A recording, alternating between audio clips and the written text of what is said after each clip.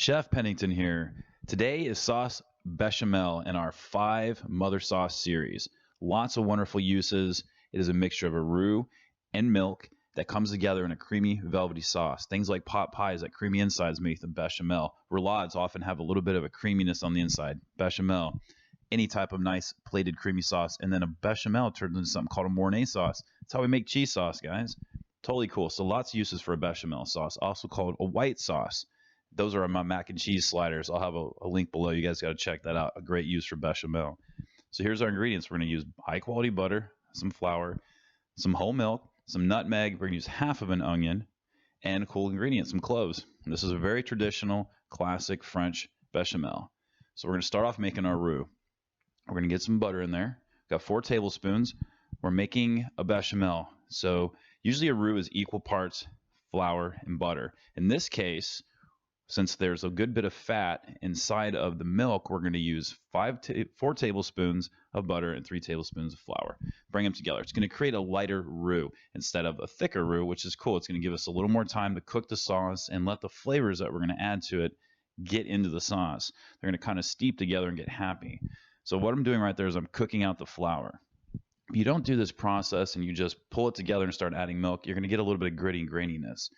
So it's very important at that point to cook out the flour, and that's done while making the roux. So cool.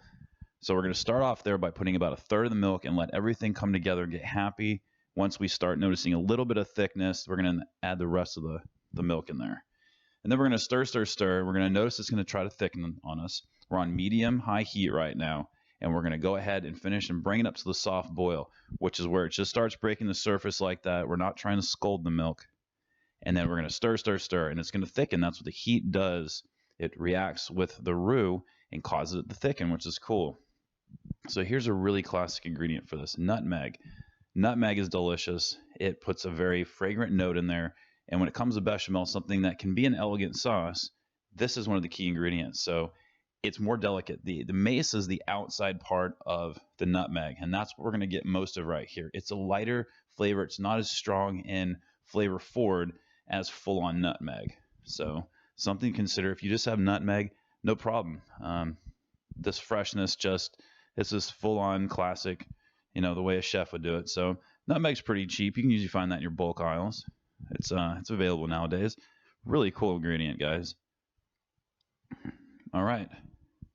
Bay leaves are classic too. You could add them. I think it changes the flavor too much. I don't use them myself, but that's what we're looking for. We want to see that it's thickened. It'll coat the back of the spoon. That's the viscosity we're going for. So here's what you would do first before you even think about making the sauce, is we're going to prep our onion, and we're going to use clove. Once again, a very classic ingredient here. I think a lot of folks on television don't make a classic bechamel, but we're doing classic today. So the very tip of the clove, that's where all the flavor is. My chef in culinary school said, you never use that part because it's too strong and it'll overpower the dish, the sauce. And I totally agree with him here. So go ahead and pull those little end pieces off, and we're going to use 7 of them. It's a fairly strong flavor. We don't need a ton of it.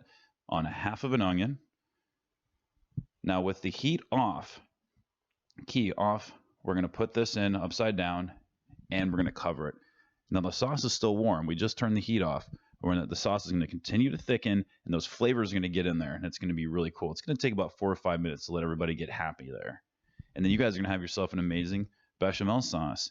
Here's an au gratin, really classic use for it. I'm going to have a link below for you guys so you guys can check that out. Come see us on social media. We'd love to have you. Go ahead and subscribe and hit the like button if you enjoyed.